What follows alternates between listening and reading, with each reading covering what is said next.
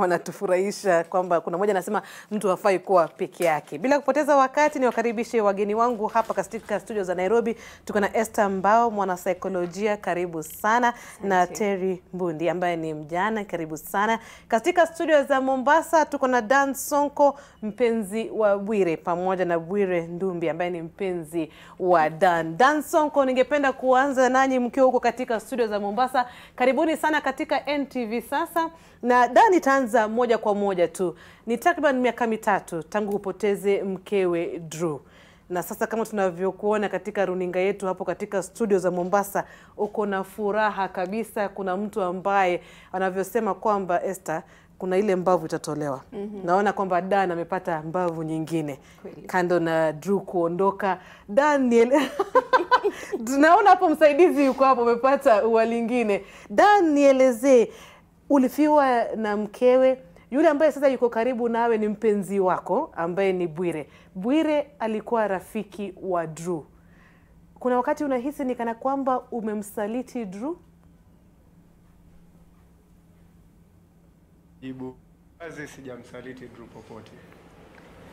Kwa vile urafiki wao ilikuwa wao wawili, na Drew alipata kumjua Bwire katika hali ya kikazi. Mimi nami na Bwire tulijuana katika usanii. So mahali tulivyo sasa hivi hatukuwa tumetarajia, hatukuwa tumeangazia. Ni vile tu mambo ya Mungu na unaelewa, hatuwezi jua. So sisikii kama nimemsaliti, na naam, ndio tuko sasa hivi.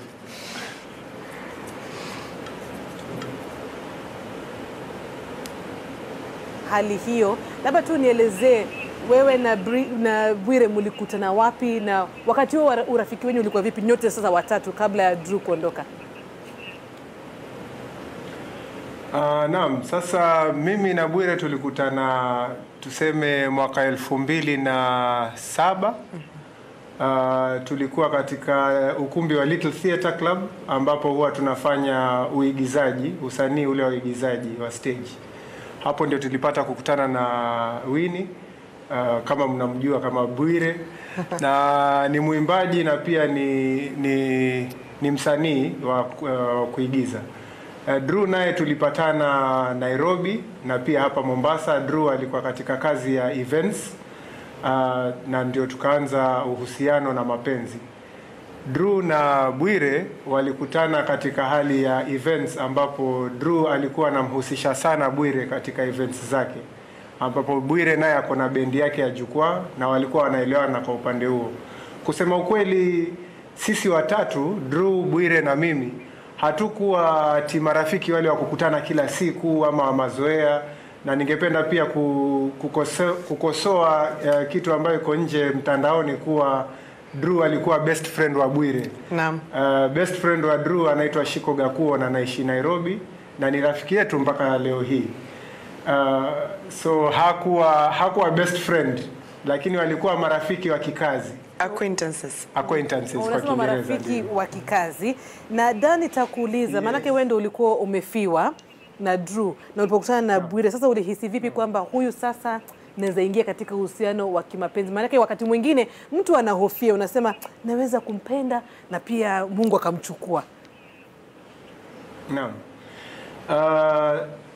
Kwanza kabisa hilo lengo halikuwa. Ilikuwa ni ile hali ya urafiki na kukaa na mtu na kupata kufanya vitu pamoja. Na kitu ambayo imetuleta zaidi karibu ni kuwa tuko katika hii kazi ya usanii pamoja. So hiyo ilikuwa rahisi sana. Tukikaa kuongea, unajua pia circumstances za watu, nilijikuta mimi niko single na yeye pia yuko single. So hatukuwa tumepanga kuwa katika hali ya uhusiano, lakini mambo yalikuwa tu. Na tukapendana na tukasema hii maisha bwana, maisha ni ya kuishi, na kama mioyo miwili imepatana, kwa nini tusiweze kuendeleza maisha yetu pamoja, na pia usanii wetu tuuendeleze kwa pamoja. Kwa hivyo hapo ndio tulipatania na ndio tunaendelea kusukuma hili gurudumu la maisha. Nampenda hapo alivyosema maisha ni ya kuishi, maisha ni kuendelea. Bwire, sasa nije kwako. Anasema kwamba mlikuwa marafiki wale wa kikazi. Na wakati ulikuwa unafanya kazi, sijui kama ulikuwa tunamwangalia Dan hivi, lakini unasema huyu tu ingekuwa tu siku moja, ama sasa ulianza kuhisi vipi sasa unampenda? Kusema ukweli sijawahi kumuona Dan kimapenzi tangu nimjue. Hata nafikiri kuna wakati nilikuwa namuona kama kakangu mkubwa. So wakati tulifanya kazi karibu sana was most recently sometime around last year. Lakini wakati huo pia bado alikuwa na girlfriend ambaye alikuwa wana date. So hata kufikia hapo sikuwa nimemuona kimapenzi bado. Lakini rumors zikaanza kufly online kuhusu Dan kuendelea na maisha, kupata mwanamke mwingine, stepmother ya watoto and stuff like that. Kitu watu hawajui ni kulikuwa na mtu Dan alidate in between Drew na mimi. So kwanza uhusiano na Dan si kitu tulipanga, si kitu nilikuwa naotea. Sikuwa natarajia kabisa itafanyika. Hata wakati huo yeye alikuwa anaona mtu mwingine na mimi nilikuwa naona mtu mwingine. Na sasa mmekuwa katika uhusiano kwa miezi ama miaka mingapi? Miezi jamani, miezi tu. Miezi tu kama 6. Yes. Miezi 6. Yes. Na kama sijakuja hapa Nairobi, Dan nitakuelezea, manake wewe ndio ulikuwa umefiwa. Na sijui kama ulipata fursa ya kuzungumza na wanasaikolojia, ni wakati gani sasa ukasema ndio lazima maisha yaendelee, lazima sasa nianze kuona kama nitapenda tena? Ulifanya nini? Sasa kwanza kabisa sikupata fursa ya kuongea na wanasaikolojia wowote. Wakati ambapo nilipata fursa ya kuongea na psychologist ilikuwa wakati nilipokuwa kazini. Nadhani ilikuwa miezi 3 baada ya mke wangu kuaga. Wakati huo ndio niliketi chini na saikolojia. Nilikuwa na sessions kama 2. Ambapo baada ya hapo moyo wangu haukuwa katika hiyo kufungua roho na kuongea na psychologist, lakini nilikuwa na imani na Mwenyezi Mungu na nilikuwa naomba sana, na pia wazazi wangu na marafiki zangu wa dhati wale wa karibu sana ndio nilikuwa naweza kuongea nao. Hii ni kitu ambayo nilikuja nikasema awali. Mchungaji wetu kanisani ambaye alikuwa ni rafiki yangu pia wa karibu anaitwa Gideon Banda. Kuna tamko alikuwa ameniambia wakati ambapo bibi yangu alikuwa ameaga. Tamko lenyewe lilikuwa life is for the living. Yaani haya maisha tunayoishi ni ya wale walio hai. Tunawapoteza ni katika hii hali ya safari ya maisha. Sote tuko katika hili bogi na wakati wetu pia utakuja ufike. Ilichukua muda sana kwanza kukubali hayo ya kuwa sawa, safari yake imetamatika. Na haimaanishi kuwa safari yangu nayo imekwama. Unajua hata tukiwa katika gari ikipata pancha haimaanishi utafunga safari, utatoa virago, haya gari imeharibika. Utatengeneza hilo gurudumu na uendelee nalo. Sasa kwangu mimi mzigo mkubwa kabisa ilikuwa ile itakuwaje kuwa naendelea katika uhusiano mwingine na si mama watoto hawa na sio yule ambaye nilifunga naye ndoa. Lakini kama sisi wa Kristo unaambiwa till death do us part. Hiyo pia ni rahisi sana kusema pale mbele ya kila mtu. Lakini ikija ikupate ndio utajua kweli hiyo do us part is not as easy as we say. Lakini nafika mahali ambapo unaona kama mimi ambaye nina vijana wawili, ningependa vijana hao wapate mapenzi ya pande zote mbili. Penzi ya baba na penzi ya mama. Na mimi siwezi kutoa penzi hizo zote mbili. Na pia ningependa waweze kuona kuwa mimi huwa ni mtu na advocate love, marriage works, love conquers all. Hakuna vile naweza kuwaonyesha kama sina ule mtu ambaye wanaona kuwa kasoro ya nyanya yao, baba yao nani ambaye anampenda, nani anampenda back na mambo kama hayo. So ukiangalia vitu kama hizo, na mimi mwenyewe kama mwanamume pia nahitaji ile companionship. Kuna wale ambao wako na nguvu ndio wanaweza enda wenyewe, wamepatikana na janga kama langu, lakini wanasema wao hawawezi endelea. Mimi kwangu mimi inafika wakati kuna ile loneliness, unahitaji companionship. Lakini shida kubwa sana ni huko nje. kwa sababu sasa wananijua katika hali nyingine na mtu mwingine hawakubali kuwa imefika wakati ambapo lazima na mimi niweze kuendelea, sio kwa sababu yangu peke yangu, lakini pia kwa sababu ya watoto wale ambao niko nao. So ilikuwa ni uamuzi wako mwenyewe. Mimi it was a very bold step for me, ambapo unasema it's not about anyone else. In fact it's not about Bwire at this point. Ni ile roho yangu inataka nini? Roho yangu inataka kuendelea. Ningependa niwe katika nyumba ambapo ni jamii moja, kuna baba, kuna mama, kuna watoto. Iwe ni mtu ambaye amekuja na mtoto ama amekuja bila mtoto, amekuja mlemavu. Unajua Mungu ametuumba tofauti. Sio sisi ambao tuliyechagua tuwe katika ile hali tuko. Lakini kama mnaweza kupatana watu wawili na msaidiane na muishi pamoja na mpendane ile wazi, basi huwa inafanya vitu nyingi ziwe rahisi. Na naweza kusema hivi on live TV ya kuwa tangu nifanye huo uamuzi na kutosikiza watu wa nje, because pressure nje ni nyingi sana. Ukishaamua maisha ni yako na unataka kuiongoza katika njia fulani, vitu hufunguka. Wale ambao wako na wewe watakuwa na wewe, wale ambao hawaelewi watakuja waelewe, lakini uamuzi unaanza na wewe. Asante sana Da, nataka ni kusomesha hapo kidogo, tutazungumzia kuhusu jamii na pia nitakuja niwaulize kabla sijafika hapa Nairobi, niwaulize familia kama alivyosema kuna watoto wawili na wale watoto bado ni wadogo, kuna mmoja kwa miaka 3 na mwingine nafikiri kwa miaka 6. Amewazungumzia, lakini tutarejea kwao baadaye kidogo. Nije kwa Terry hapa. Terry, pia ulipitia yale Da alipitia, mume alikuondokea, alifariki. Sasa imekuwa miaka mingapi? Miaka 5. Umepata fursa ya kudate, kufungua, kama alivyosema ni mtu binafsi, ni wewe uamue, na alivyosema kuna ule alimwambia pastor, life is for the living. Sijui kwako kwa vipi? For me, not yet. Let me say I've not yet gotten there yet. But in the community you will find there are people who will approach you and then they will tell you that Naomba zungumzie kwa Kiswahili. Utaweza pata community na kuambia, you know, now you're young, you know, you need to move on. It is time, and then you don't need to dwell there. You know, kuna maisha baada ya hii, so unaona. Na ikifika hapo sasa, you as an individual, you know, you will hear that say, but I think kuiweka pale in action, it becomes a little bit difficult because you get to see how do you come up. Unajua, sasa saa hii kwa sasa amefariki, sasa hayuko. Then unafika sasa ni wakati wako wa kuendelea, unashindwa utaendeleaje kwa sababu community yenyewe itakuchukuaje. Ukitaka kufika pale useme sasa umepitia hiyo healing ama uko kwa hiyo healing, but kuna ile pande yako unasikia it's necessary ufike mahali pengine pale unasikia having a friend or having to go there is not bad. But I think mostly unapata kuona it's how community itakuchukulia. Hivi basi na wewe nitakuuliza, bado unahisi hujapona kabisa?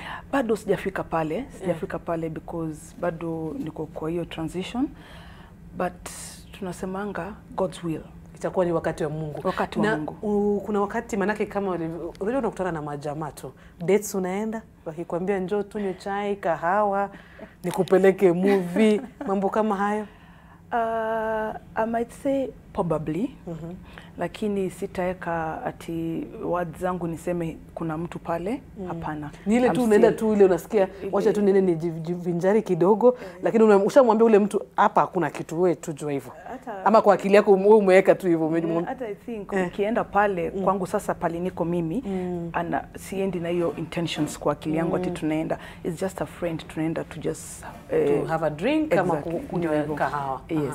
Esther, kuna jambo amezungumzia hapo Terry. Anasema kuangalia mwanzo anahisi jamii itanichukulia vipi, na pia Dana alisema yeye mwenyewe aliangalia na yeye anasema mimi niliangalia kivyangu. Kuna wanaume ambao wanaweza endelea wakae tu peke yao na watoto, na akasema aliangalia wale watoto akasema anataka kuwa na mama na baba, familia tu ile kama kawaida.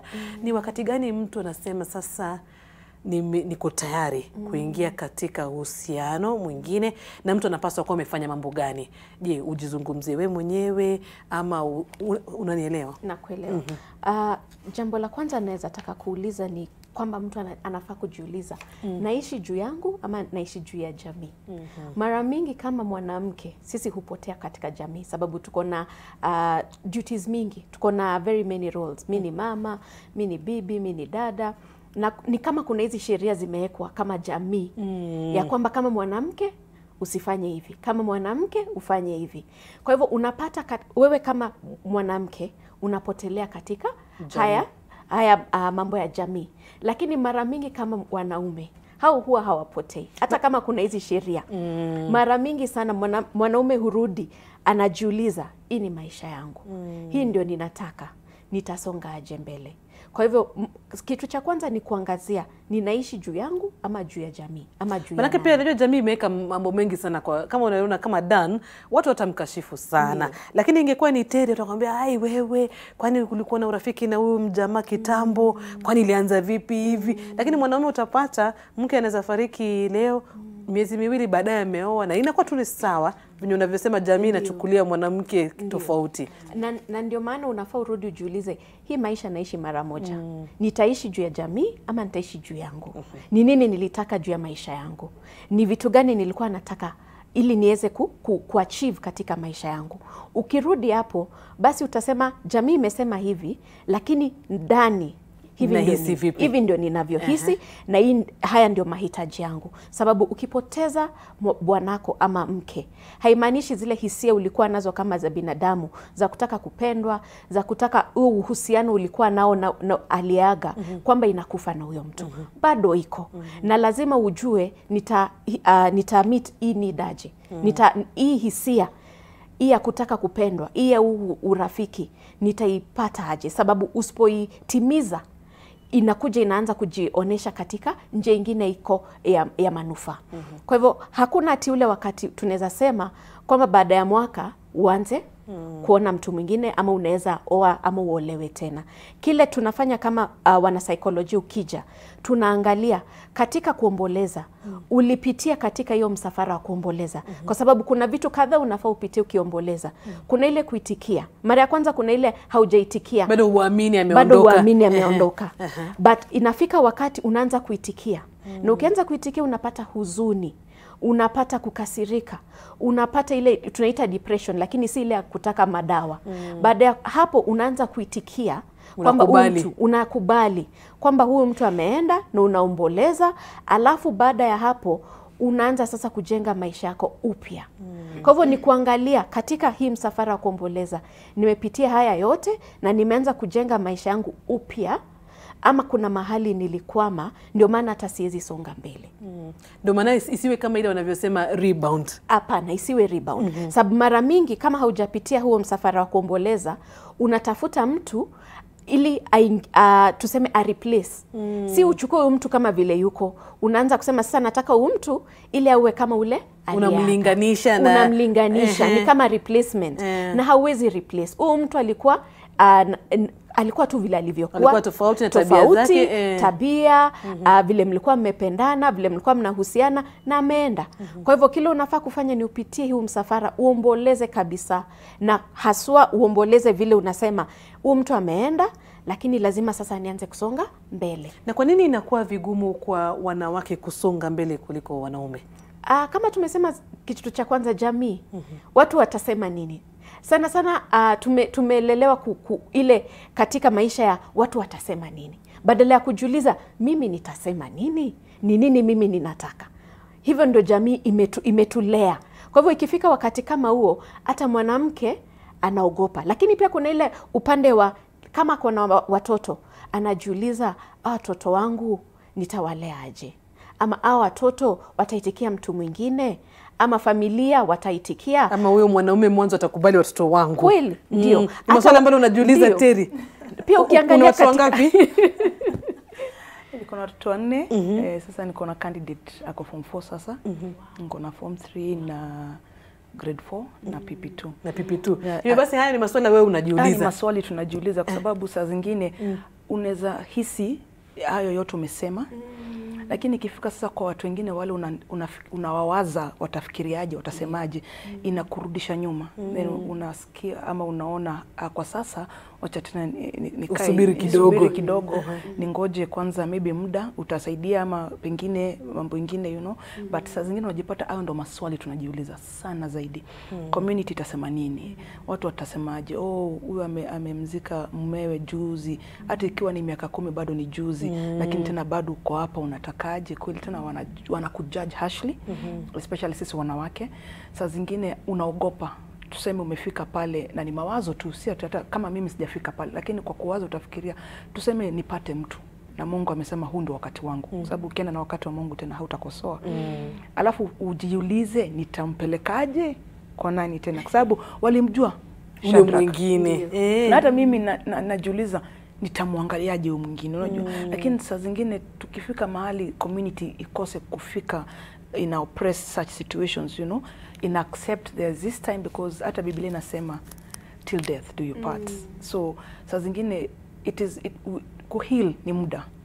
Unajua tuna muda wa kuheal, wengine wanamaliza siku fulani, mimi bado niko pale, na in that process in case of anything happens hapo tu kwa hiyo njia nitareceiviwaje sasa, na kwa sababu hii ni chapter nyingine. Unajua hii ni mwanzo mpya. So ni maswali tunajiuliza. Nikiongezea vile alivyosema mambo ya kupona, uchungu wa kupoteza unayependa huwa hauendi kabisa. Ni unafika mahali unaanza kuishi nayo, unazoea kuishi nayo, na unasema hata kama niko na uchungu lazima nisonge mbele. Lakini pia hata uchungu unazidi ukipungua kidogo kidogo. Kuna zile siku itakuja sana, kama siku aliyozaliwa, siku mlikuwa na tuseme anniversary, harusi, siku ya watoto kuzaliwa, mambo kama hayo. Hiyo uchungu itakuja na itakuja kwa wingi. Lakini katika maisha ya kila siku inafaa ikuwe mahali unaweza sema ndio hiyo uchungu iko, lakini kama Dana alivyosema, life is for the living, lazima nisonge mbele. Tukirudi katika mambo ya kijamii, katika dini yangu inasema mimi niliumbwa katika inaitwa mbavu ya mwanaume. Kwa hivyo kama yeye ana hisia na anaona asonge mbele, mbona sisi kama jamii tusiitikishe wanawake wasonge mbele katika wakati wao, na tusiwaekee vikwazo na masharti. Kama yeye ana hisia na nilijengwa katika umbo wake, mimi pia nina hayo hisia. Kwa hivyo mbona kama jamii tufinyilie wanawake? Na sasa nataka kumuuliza Bwire swali katika kaunti ya Mombasa. Bwire, kama unanipata, tumezungumzia hapa kuhusu jamii. Sijui marafiki wanakuchukulia vipi katika hali yenu sasa na Dan Sonko? Kusema ukweli, mimi huwa si mtu wa groups kubwa. So marafiki wangu wale wa karibu, of course wanani wish well, wanaraha kuwa nimepata mtu ambaye anajielewa, wanamjua inside out, kwa sababu before that watu hawaangalii story ya huyu ambaye anayekuja kuingia kwenye hii situation. I've also kissed a lot of frogs. And so kupata mtu ambaye unaona kupata mtu ambaye unaona hapa ndo roho yangu imetulia nayo ndo muhimu zaidi. Na hapo ndo nilipo. So wale marafiki wa karibu wako na mimi, na mtu yoyote ambaye hani support siwezi kusema ni rafiki yangu, manake angekuwa rafiki yangu angenitakia mema. Lakini Dan, unajua kuna wale tu wanachama sugu wa kamati ya roho chafu. Sijui kama ulipata fursa ukaketi na Bwire ukamwambia sikiza, haters are gonna be there. Sijui kama mlijadili hayo na ukamwandaa ile kumwandaa vilivyo, kwamba kuna watu ambao watakufananisha na Drew. Kuna wengine watakwambia kwani Dan uliona nini hapa? Si Drew alikwambia. Unajua kuna tu kama hao wale tu wanachama wa kamati ya roho chafu. Sijui unadili nao vipi? Kusema ukweli si deal nao. Na nitakwambia kwa nini si deal nao. Aliyemchagua Bwire ni mimi. Anayempenda Bwire ni mimi. So opinions, mtu yote anaweza kuwa na opinion. Lakini at the end of the day nikirudi nyumbani ama nikiwa na issues zozote, sio wao ambao nitakuwa nao kila wakati, ni Bwire. So the moment they realize that wao wawe na roho chafu, wawe na roho safi, hizo ni roho zao. Mimi roho yangu ishachagua, kwa hivyo that's the focal point. Opinions huwezi nyima mtu opinion. Kweli kabisa. Na tukizungumzia swala la watoto, sijui kama mmeketi chini na mkajadiliana, maanake kama unavyosema mmekuwa katika uhusiano kwa miezi kadhaa na sasa uko kwenye runinga, bila shaka hujamficha Bwire, watoto wako wanajua kuna rafiki hapa anakuja. Umepata fursa kuzungumza na vijana wako ama tu walishtukia siku moja ndio huyu Bwire na unashangaa aya huyu ni nani tena? Unajua uzuri wa watoto kwanza wakiwa umri ambao kama wangu wako ni wachanga. Kwa hivyo right now wakati huu wako very adaptive. Sasa hivi wanachukua kile dadi anasema ama anafanya. Katika mahusiano mimi vile nilivyoichukulia, nilianza na mimi kwanza. Kama mimi na Bwire hatungeweza kuwa na uhusiano, basi bila shaka watoto hawangekuwa wameingia kwa picture. So as long as mimi na Bwire tuko sawa, ndio sasa tukaja tuka-introduce watoto. Na kusema ukweli, mtoto hajui kuficha. Mtoto ukimwangalia kama hakupendi. Alafu kwanza kama ni mdogo zaidi, kuna vile mtoto huwa anaweza kufeel spirit ya mtu mwingine. Na anaweza isema hapa wazi, watoto wangu na Winnie ni marafiki sana. Na hakuna kitu inanifurahisha moyo kama kitu kama hicho. Sawa, yeye sio mama yao mzazi, hata wahi kuwa mama yao mzazi, lakini wanamchukulia kama mtu wa karibu. Hawezi kumuita mami, watamuita Auntie Winnie, lakini vile yeye pia anahusiana nao, nikiangalia wanapendana. Na hiyo ndio cha muhimu kwanza. Kama watoto wanaweza kupendana na mtu na waishi naye vizuri, hawatakosa kukua kwa sababu Winnie yuko ama hayuko. Lakini ile environment ambayo tumewekea imekubali tu. Sijui nitasema vipi, imekubali tu na nashukuru Mungu. Na nitakuuliza maana anajua namuita Winnie, pia acha mimi nimuite Winnie, ndio inaonekana ndio jina ile ya mapenzi sasa, moto Winnie. Winnie, wewe umekaa chini ukafikiria baby, mimi siwezi kubaliwa kumuita baby. Winnie iko sawa. Winnie, nitakuuliza, je, wewe umepata fursa, maana kama unavyosema, unajua sasa wakati mwingine unajipata katika ile hali mapenzi ni moto sana. Sijui kama umepata fursa ukakaa ukafikiria mahali ambapo unajiingiza. Kusema kweli, kama Dan alivyosema, watoto wawili majukumu yatakuwa. Kwa mfano kama mimi ni mama, unajua ule mtoto lazima umlee, kuna yale mambo lazima ufanye. Sijui kama Winnie umefikiria hayo, maana wakati mwingine unapata wengine wanaingia katika ndoa. Tumesikia mambo mengi kuhusu mama wa kambo, jinsi mambo wanavyofanya kwa watoto wale. Sijui kama umefikiria kuhusu wale watoto na ungependa maisha yenu yawe vipi? Na of course nimefikiria kuhusu hao watoto. From the word go, nikijiingiza kwa uhusiano na Dan, unajua unaangalia, sitaita baggage, manake watoto ni baraka. Sina wangu wa kuzaa kwa sasa. Lakini unampenda mtu na hivi ndo anavyokuja. This is his package. So huwezi kupenda nusu ukaacha nusu. Na hapo tulipoanzana, akilini nilijua kuna watu wengine wawili. Nikiamua I'm dating Dan, si yeye peke yake na mdate, lazima ni date watoto wake wawili pia, na tukue na uhusiano mzuri. Kwa sababu sisi wote wanne lazima tuweze coexist kwa amani. So of course I thought about the kids, and this is something I decided I was ready to do. Ndio maana nilikubali uhusiano na Dan.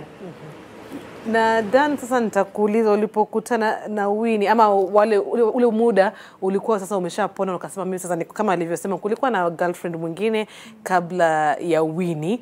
Mambo gani ambayo yalikuvutia kwa Winnie? Ulimfananisha na marehemu Drew? Unajua kuna ile unaweza sema kama walikuwa wanavyosema ODM, disable minimums, lazima awe hivi na hivi na hivi. Ulizingatia hayo ama ni nini?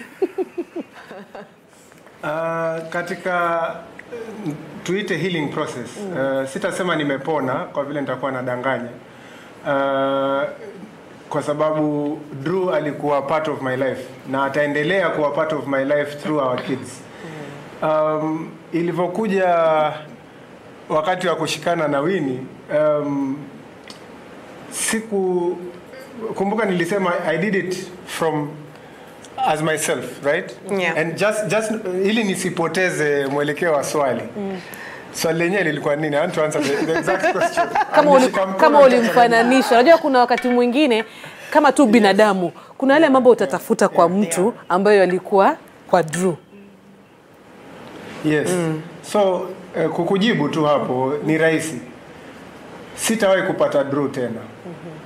Na hiyo ndio the fact of the matter. Yeah. Nikisema nitaanza kumwangalia Bwire nitafute Drew, nitakuwa namkosea Bwire. Kwa sababu Bwire sio Drew. Kuna attributes sawa za mtu ambazo zinavutia. Vitu kama organization, vitu kama kuwa mtulivu, vitu kama kuwa very firm, akiamua amesimama na kitu, by the time unamtingisha utakuwa umefanya kazi nyingi sana. So kuna attributes kama hizo ambazo naangalia kwa mtu ambazo sio ati ni Drew natafuta. Drew nilimpenda, Drew aliondoka. Lakini sasa nikisema nitaanza kufanya comparisons, hapo nitakuwa nimeanza kuvunja nyumba kabla hata haijaanza kukua. So ni kumchukua mtu alivyo na kuangalia attributes zake. So kwangu mimi attributes za Bwire ndio zilinivutia sana. Alafu isitoshe ukimwangalia pia ni mrembo, ambapo sasa hapo nikikompare Drew na Bwire wote ni warembo. So naona wewe uko sawa tu. Uko sawa tu. Uko sawa kabisa kuwachagua warembo. Lakini pia Dan, nikiangalia katika mtandao wa Instagram uko na uhusiano wa karibu na mama mzazi. Na wakati Drew alipofariki alikusaidia sana. Nilikuwa naona unaweka katika Instagram, mama amekusaidia kupeleka vijana hapa, mama alikuwa nao hapa. Katika ile hali ya kukutana na Winnie Bwire, ulizungumza naye vipi? Na alikuchukulia vipi? Alikubali ama alikwambia ngoja kidogo tu? Nitakwambia kitu hapa on live air ambayo itajibu swali lako. Bwire na mamangu ni marafiki sana sasa hivi. Kuna hata siri najua wanaweka kati yao ambayo mimi sijui na sina shida kabisa. So for that alone inafaa kukueleza kuwa mama alimkubali na mamangu kabla ya kubali mtu pia nachukua muda. So mama alimpima na alimkubali na sasa ni marafiki. So naweza sema nyumbani Bwire amechukuliwa kama mmoja wetu. Hayo mengine najua unaweza kuuliza mambo ya ndoa na nini. Hayo yatakuja mbele tunavyoendelea kusukuma ile gurudumu. Asante sana Dan na Bwire mkiwa hapo. Tunarejea hapa Nairobi kwa Terry. Ulisema uko na candidate sasa anafanya form 4.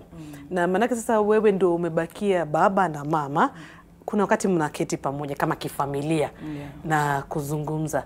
Na ukiangalia watoto wa siku hizi najua mambo yamebadilika. Mimi kitambo singemuuliza mama tijui mlikutana na baba wapi aje. Lakini siku hizi utakuuliza. Je, kuna wakati ambapo watoto wako wanakuuliza wanaweza kuambia mama wewe ukiwa tayari to move on, feel free. Sijui kama mnazungumzia hayo. Okay, kwa sasa sitasema tumezungumza. Kuna vile hatujafika hapo sote. Lakini utapata kuona ukisema unaondoka unaenda mahali maybe meet friends or something, wako accepting. Zamani ungepata walikuanga unaenda wapi, sasa wanashangaa kwa nini unaenda. So kwa akili yao unaenda kukutana nani? Sasa kwa akili yao wanafikiria unaenda kukutana. So unasikia kwa roho zao hawaridhiki kwa kuachilia kwenda. Lakini utapata kuona sasa wako flexible, Sasa ukiwaambia naondoka kidogo na hawana maswali mengi, utaona hata kwa roho zao kwa nyuso zao wana accept. So until nifike pale I'm hoping na tena unaona mimi niko na watu wakubwa. Sasa wangu wale si kama wale wadogo, kwa sababu ule mdogo wa 5 years kuna vile unaweza mpeleka like he's saying na awe accommodative, accept na aone kwa sababu niko na raha hapa. Haina shida kwa sababu roho zao ni pale wanaona kuna raha. Lakini hawa kubwa nao ni swali lingine. Pengine ungetuambia kwa sababu ni swali ambalo nataka kumuuliza Esther. Maana kama alivyosema Dan, wale ni wadogo. Bado watamuona Terry na Terry Bwire anacheza na wao wanafurahia. Lakini sasa kama kwa mfano tukiangalia Terry akona mtoto ambaye yuko kidato cha 4 na huyu kidato cha 4 anajua kila kitu. Ndio. Na kuna wakati mwingine utajipata hata kwa mfano labda umefiwa na kuna mtoto ambaye yuko darasa la 6. Anajua huyu si babangu, huyu si mamangu. Hasa hapo utaanzaje kumwambia? Na yeye labda pia ataona yani wewe unamfanyia mama ama baba hivi. Unajua atakupeleka katika ile wanaita kwa kimombo guilt trip. Hasa utadili vipi na yeye watoto? Kitu cha kwanza ni tunafaa tuongee na watoto wetu. Si tushinde tumewaongelesha. Sisi ndio hushinda tumwambia fanya hivi, usifanye hivi, enda huko fanya hivi, lakini hatukai chini tusikilize kutoka kwa watoto. Ni nini wanajua, ni nini wameelewa na ni nini wanaweza taka. Sababu hata kama watoto wamefiwa na tuseme baba, bado kuna ile hisia wanataka ya kufeel ile male belongingness. So kwa hivyo haimaanishi ati juu baba alikufa ati sasa huyu anaweza timiza hiyo hisia ya baba na mama. Lazima angalie hata kama hata olewa tena ama apate mtu mwingine, ni nani katika familia anaweza kuja awe kama hiyo father figure, ama kama ni mama alikufa the mother figure. Sababu hawa watoto maishani baadaye lazima wakuwa wamepata both connections, ili wakienda huko nje maishani isiwe kitu jipya ati kwamba sasa kuna baba, sasa tunaendeleza maisha aje. Kwa hivyo watoto ni waongeleshe kwanza, wake anafaa kuwa akiwaongelesha kutoka waanze kuomboleza. Hiyo inasaidia pia watoto kupona. Nimesikia akisema kwamba watoto walikuwa na hofia siku za kwanza akiondoka, sababu walikuwa anajua mzazi mmoja ameondoka, huyu akitoka atarudi.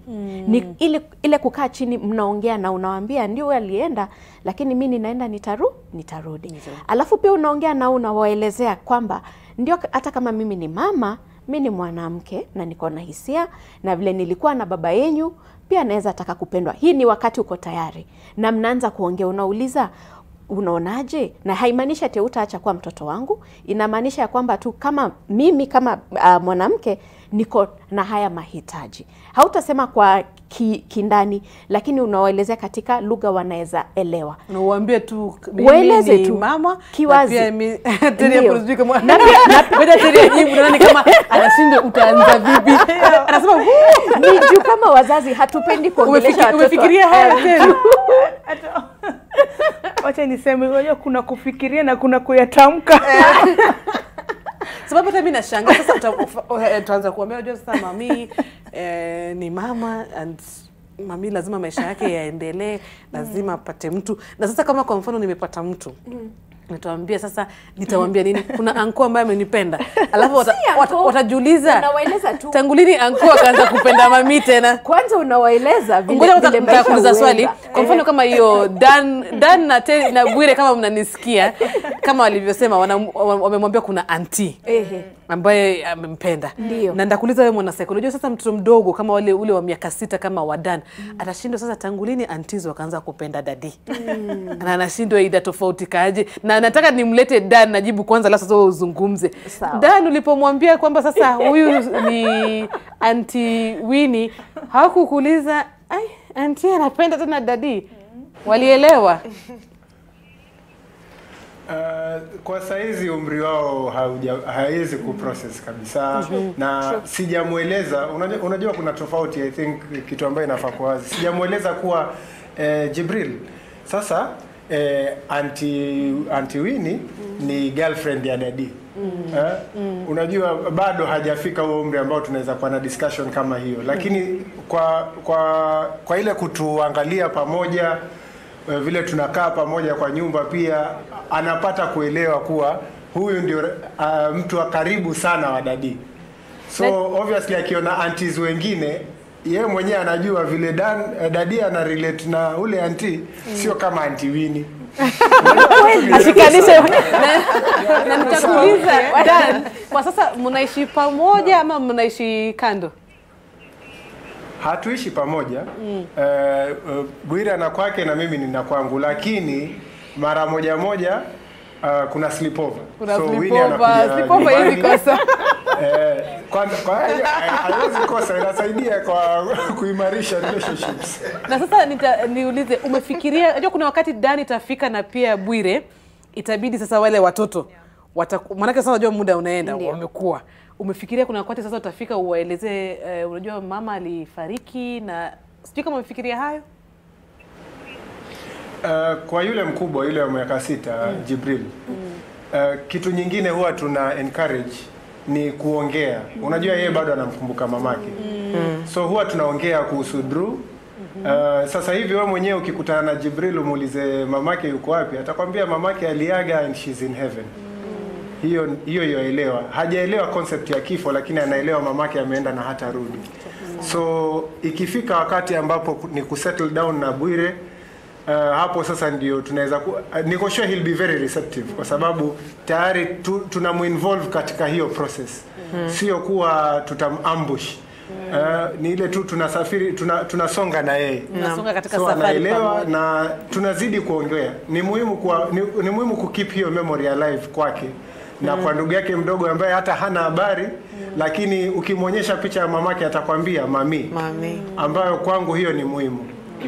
Umesema ni jambo la busara amefanya hapo. Ndio, amefanya jambo la busara sana kwamba anaongea na mtoto wake. Ndio, mtoto hajaelewa kabisa kifo ni nini na kupendwa tena ni nini, lakini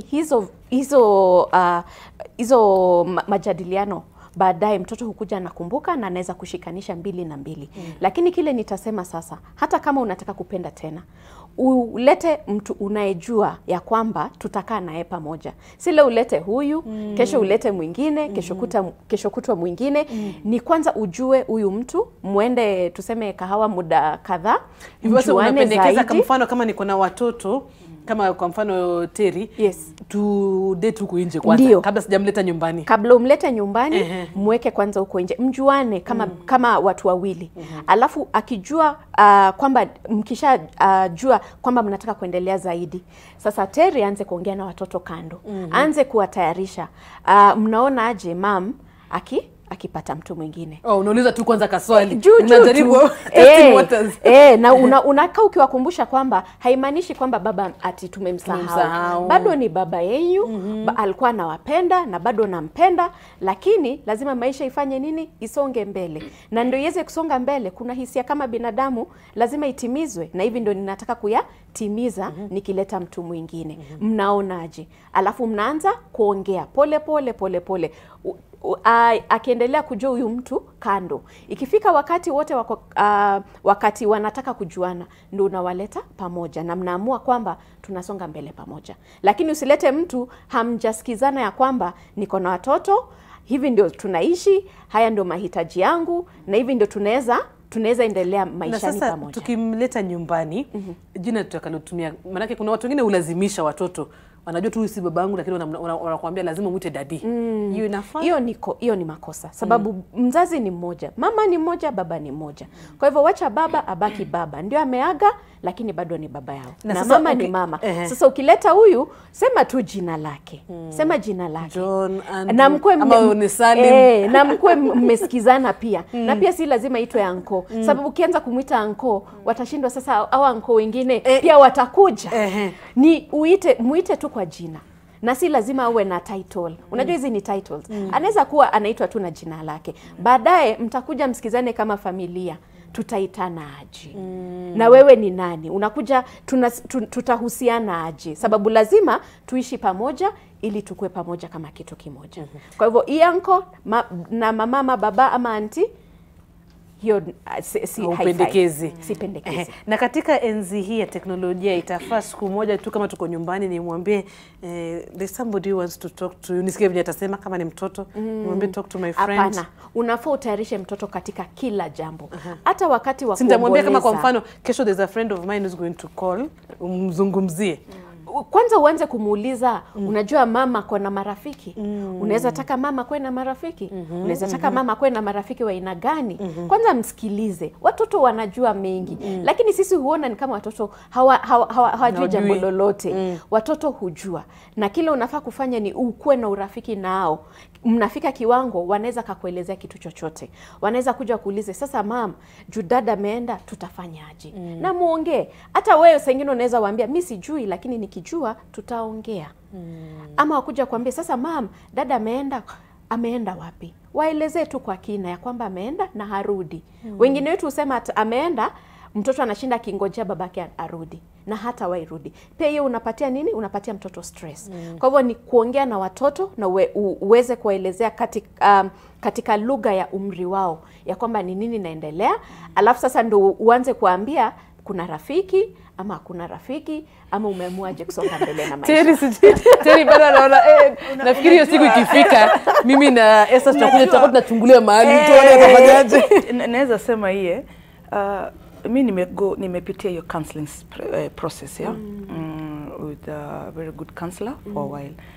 And our last almost sessions zetu kwa zinafika mwisho aliniuliza ati I think you're ready to date. Or I put it like, you know. Sasa ndio kwa mshangao nikamwangalia ngashindwa ala. Maybe kwa process ya healing kuna mahali mtu anafika ukishaongea ama akisha kuona kwa mwanzo na mahali umefika na yeye where are you, but alikuwa kwanza, then utapata ni kwa muda mwingine hapo tu after like 3 years family members wanakuja na kuambia unajua sasa wewe you are young now na kwa muda masiku zinayoyo. Kwa hivyo ukiprolong morning na healing yako ni kama masaa zinaenda, utapata watu wanakuambia hii, wengine wanakuambia hii. But mimi kwangu nimefika mahali nimesema let God's will be done. Kwa sababu tena huu mwili as you said ina needs mingi. Ina friendly needs, ina comfort needs. You know, kuna mahali unafika unasikia lonely like you said. Lakini ukifika hapo ndio unajiuliza ufanye nini next. Kwa sababu saa nyingine I think hata kwangu naweza sema if the society, acha tu niseme kwa sababu nikiongea as my opinion, society ndio inafika mahali inatuachilia tukatae ku move to the next step. Kwa sababu utawaza ushindo jirani yako atasemaje. Ukishawaza mwaka umeenda, mwaka mwingine umepita. Ukitoka kwa jirani mzazi atanichukuaje? Tena unawaza kwa sababu if wangekuwa mahali accommodative wajue hii imetendeka, umepitia hii, kwa sababu zingine utaambiwa na utapata kuambiwa na wengine na uko na watoto ujue uko peke yako, kumaanisha usifikirie kivyako, ufikirie kuna watu wengine. Sasa ukifikiria kivyako haitaruhusiwa kwa sababu wale watoto pia so ni kumaanisha kaa hivyo. Ama wewe na watoto wako kaini hivyo. Kwa sababu unapata kupitia hiyo ama ingine unaisikia ama wakikuona tu na jirani mlikuwa tu ni marafiki neutral, hakuna mambo wanaanza sasa kusema tena ule na hakuna kitu. So ukianza kusikia ama uone au unajambia so unarudi nyuma. Unaona wacha nikae pale, wacha tu nikae basi na hao watoto na tena kwa haya yote nahisi wacha nivumilie. Lakini I think the community just needs to give us a break. Tukifika hapa si kwa upendo wetu, ni kwa upendo wa Mungu, na hiyo yote tumepitia ni kwa sababu ya Mungu ameturuhusu na akatuweka mahali ametuweka. Unaona, kwa hivyo tukifika hapa na tutake maybe kuwa na rafiki, wacha isikue put in a very bad picture. Wacha ikuwe tu ni rafiki, ni you know maisha. Sentence tu moja, watu huongea. Terry, kabla uzaliwe watu walikuwa wanaongea. Ukiwa bwana akiwa hai walikuwa wanaongea, bila wameenda wanaongea na wataendelea wakiongea. Lakini naweza taka kukuchallenge nikuulize, ukirudi jioni ni nini wewe unataka haswa? Ukirudi huko nyumbani jioni ujiulize, mimi kama Terry ninaendelea na maisha, ni nini ninataka? Hiyo ndo unafaa uzingatie zaidi kuliko vile watu wanavyosema. Hivyo tu ndo nilikuwa nataka kumencourage. Na kwa hiyo hapo nimesema hata mimi kidogo nilikuwa nimezubaa kabisa nikisikia. Na kwa hapo kumbuka tu tunaendelea kuzungumza kuhusu kupenda na kupendwa. Unaweza kusema nasi kupitia mitandao ya kijamii Facebook, Twitter @JaneNgori Official, @SalimSwale001.